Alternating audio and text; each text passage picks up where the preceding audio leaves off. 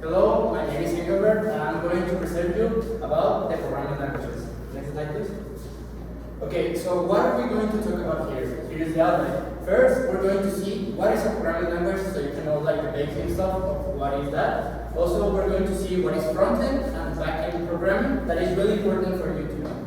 Also, what is full-stack programming and the top programming languages, which is JavaScript, Python, Go, Java, PHP, C hashtag or C sharp, it can be called like that, C, C++, Swift, and R. Have anyone of you heard about any of these languages? Yes. C++, JavaScript. C++, Python. Python, okay. Any other? One of them. PHP, okay. Next slide, please. Okay, first of all, what is a programming language? Well, a programming language is an artificial language, and as a normal language, it has a set of syntactic and semantic rules. This in order so it can be interpreted in the computer or in the programs.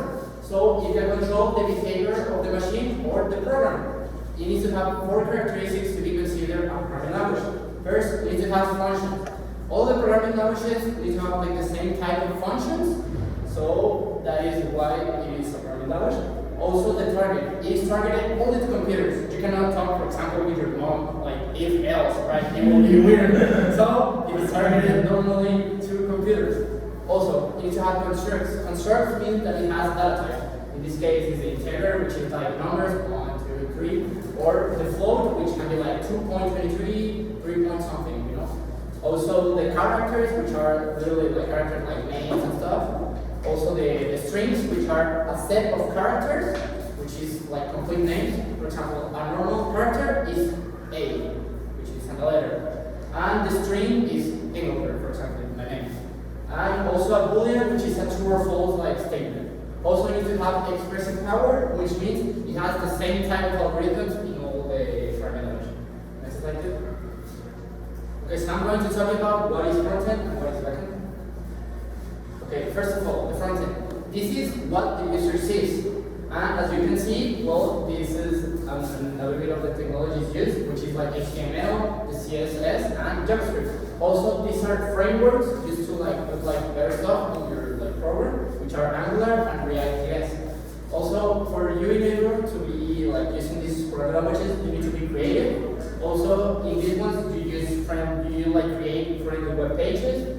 You solve the user issues. For example, the user tells you, I cannot click product, you solve that. And also, you can create like good visuals, as you can see in this, you have like good visuals. That's the front end form. Next slide, please. Also, the backend. What is the backend? The backend means what is behind the scene. This is normally used in databases and in server web pages. For example, in Google, they have this, the backend. Most of that.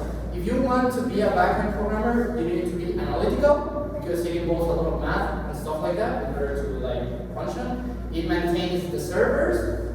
They use a lot of databases. That is going to be like the basic part, the use of databases. And it also secures the front-end functions. Without this, the front-end cannot work. Next slide, please.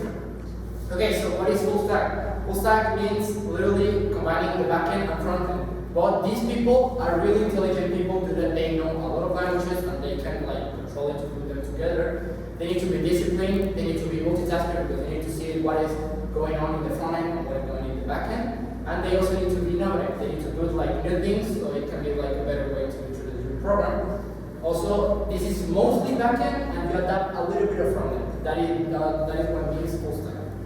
Okay, next slide please. Okay, I'm going to show you what are the top programming languages. Okay, first of all, we have JavaScript. I think a lot of you told me that you have heard about JavaScript. It is used to beginner to intermediate, so it's easy for people to know that it's languages. It is used in websites and mobile applications, and the Node.js version is used for the backend programming servers. Also, this is one of the core technologies of the worldwide, due that it has like both the backend and the frontend. And the advantages is that it's cross-platform. You can use it on desktop, mobile, etc. You can use it in anything. It's easy to learn, due that beginner to intermediate. It's used everywhere in the web, like for example in HTML they use JavaScript also. And also it immediately runs the client-side browser, which is like the backend side. And it reduces the demand of the website server, which is normal that it has like a lot of problems. If there's a lot of people entering the server, disadvantages is that it can sometimes be interpreted like different in the browsers, which can create like confusion in how it appears in search bars. Well, that's the only thing. Is it like this? Okay, so Python. This is basically the most beginning thing ever. That is really easy to see, and you can like it's really like flexible. You can like interpret what is going on. It is really popular because of its reliability, because it's really easy. The advantage is that it's really flexible. You can intuitively like tell what is going on. Also, it is regarded in documentation or official like things. They use this platform. And they also use like compilers, which is like for applications and stuff like that, so you can do stuff also with that. The bad thing is it doesn't start with programming basics. It sometimes starts with a little bit complex things, but it's easy to interpret. And also, it's not very suitable for mobile application things. Next slide. Okay, so Go. Go is it's really recent. It was created in 2009, and it is known because of its simplicity. And also, it was created by Google, I guess. Also, it is used in applications where they need to process like a lot of data. They use a lot of databases and stuff like that. For example, in the Google databases, Netflix, Twitch, or Uber databases, they use this application. The advantage is it is a minimalist language, which means that you write like little things and it works like that. Also, it is really easy to learn. It is compatible also like with everything, and it's really fast. That's a good thing. The disadvantages is that sometimes you may write a lot more code than you were supposed to do. Also, it has a little bit of issues with the library supports, so in certain like functions it can't work. And also, the developer company, like the developer community, is not that supportive because they have like fan bases where they explain you things. It's not that supportive. Next slide, please. Okay, so Java. Java is a really popular programming language that is still used today. It is used in business applications and also in Android mobile operating systems. It is regarded as a good language for you to start coding because it has like a normal difficulty, that it is intermediate. It can be manipulated mostly in the computer, and also it has like functions, for example, the system, the graphics, and sound. You can like develop those things. The bad thing about this is that there is a lot of like new vocabulary, and also it is a little bit difficult if you're a beginner. That's why it's for intermediate.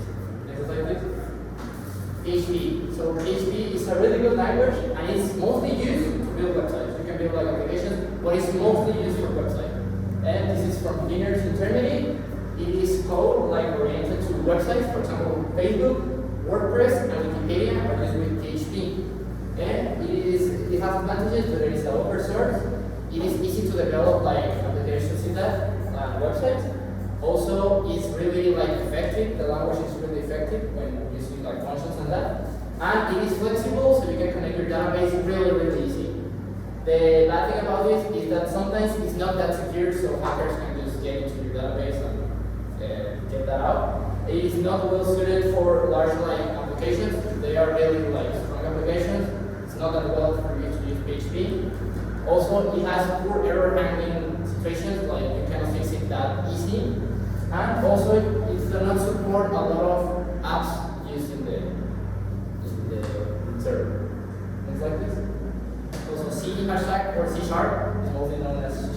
It is for intermediate people. It is mostly used by Microsoft and Windows development. It is also used with an extension of the .NET framework, which is used for console. For example, Xbox, PlayStation, they use this language for you to build like things. And it is also core technologies for World War Web as JavaScript. And the advantages is that it's fast, it is simple to use, it is object-oriented, which is implemented with like type of object things. And also it is really updatable, so they update it like really quickly. And it is comparable with a lot of like codes. Also, it is like an open source, so you can like share it and stuff like that. And also, it has a like sensitive library, which means you have a lot of algorithms for you to do and a lot of functions. The disadvantage is a little bit less flexible, and it depends in how they make the .NET frameworks. For example, this is a .NET framework which is called Mono, and they use it for console. Next slide, please. Okay, C. This is not really good for you to start off. I started with this one, but it's not that good. It is intermediate to advanced. As you can see, this is red because it's advanced. And this can work in any type like of hardware things. They use this, for example, in the clinics or something like that. In the objects, like in the doctor things and that, like the robots, they use that. It is really powerful. Also with software things, you can use databases, compilers, and other systems. And the advantages of this is that it's used to learn like the fundamentals of the hardware like levels. For example, like the robots and stuff like that. But the disadvantage is that it's really strict and it's not beginner friendly. So try not starting in that language. You will learn that. Next slide, please. C++, this is beginner to intermediate. It's a variation of the C, what is called C++. It is behind the computer games also, and it's used with mathematical simulations. F is a really powerful language also for operating systems, browsers, and stuff like that. The advantages is that it has higher control than most languages, so you can have like better like functions, stuff like that. And it is more productive than C, so it has like better stuff for you to do like easier. The bad thing about this is more challenging than most challenges. I would say it's the second most difficult than the C, but that's all. Then Swift. Okay, this is a language that was implemented by Apple. Actually, you can see it's really recent, 2014. It is an open source programming language in order to create like small applications and stuff like that. It is used, for example, in the WordPress and things, in Mozilla Firefox, SoundCloud, and even in the game. I think you know this one, Flutter. You can just make the application with Swift. And the advantages of this is it's really easy to learn. It's really easy, really. It has like clear syntax, which is like really good for you to see. It's like aesthetically good. Also, you implement like less code than most languages for you to make something. It's faster than other languages, and also it's an open source. The disadvantage is that it's still a young language, so it's developing, so it may not have certain things that most other languages have. And also, there are poor interactions with third-party tools, which is other tools. And also, it lacks support of recent versions of the operating system. Next slide, please. Also, R. R is an intermediate part of like intermediate default. It's used in statistical program software, so it's used mostly like backend things. And it is like a different version of another one called S language, but it's mostly the same. Most of the syntax is the same. The advantage is it is an open source. It is great for supporting management data, so like servers and stuff like that. There is a lot of packages going on there, so you can like implement the packages, so you can have new things and stuff like that. It is cross-functional, which means you can use it in Linux, in Windows, and in Mac without any problem. And it is ideal for machine learning applications. Machine learning means like things you use for statistical purposes. For example, how much a restaurant sells if I put it in this part. That's what the machine learning does. It's like, oh, wait, the statistics. Okay, maybe it sells a lot here, but it sells more here. So that's what machine learning does. And the bad thing about this is that they are stored in a physical memory, which means you need resources for you to implement those things. And also lacks a little bit of security, which makes like Python or MATLAB a better source. Next slide. Well, in conclusion, well, the programming languages are really used today, and they are used for several things. But I think the best thing about this is you can start in anywhere. But not in C because it's so fast. But you can start anywhere and you can try different languages in order for you to see, oh, okay, maybe in this language I can use servers, or in this language I want to make a mobile application. So I think that's a good thing about programming languages. Okay, so anyone wants to do a test? It decides which like programming languages you should learn. Okay.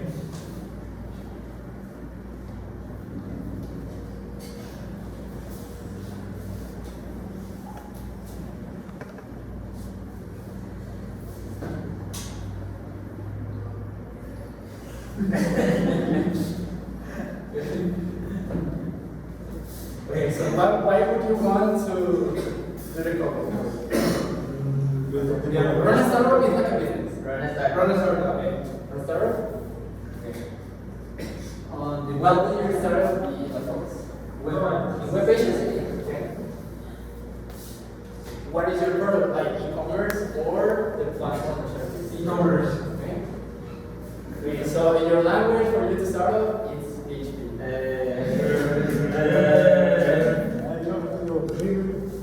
Okay. Bueno.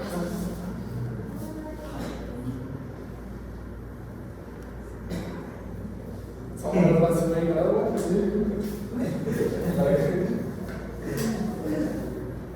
Okay, so what do you want to do? Okay. What do you want to do, a game or a web page? Okay. What do you find more interesting? Okay. What type of companies would you like to work with? Startups. Okay.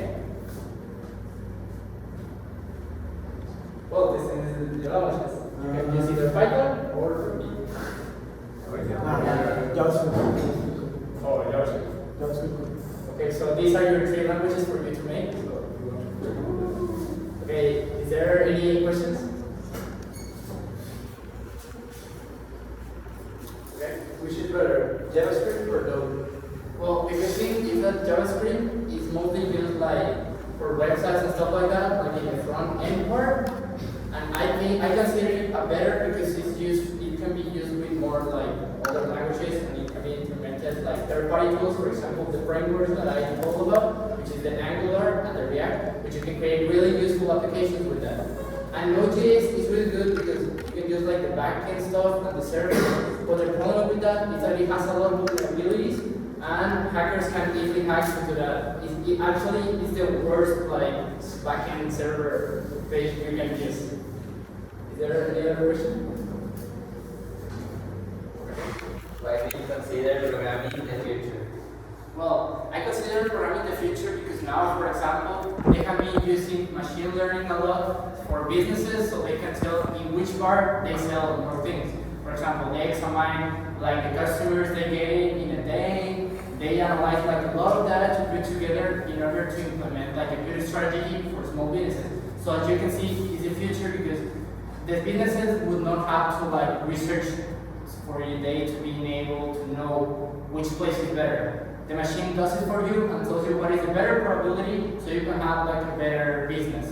So that's what I think the future. Also, the Bitcoin and stuff like that are used with programming languages. So as you can see, they are calling all Bitcoin or Ethereum is the future. So there are coders that do that coins. So that's why I think the future, this is the future.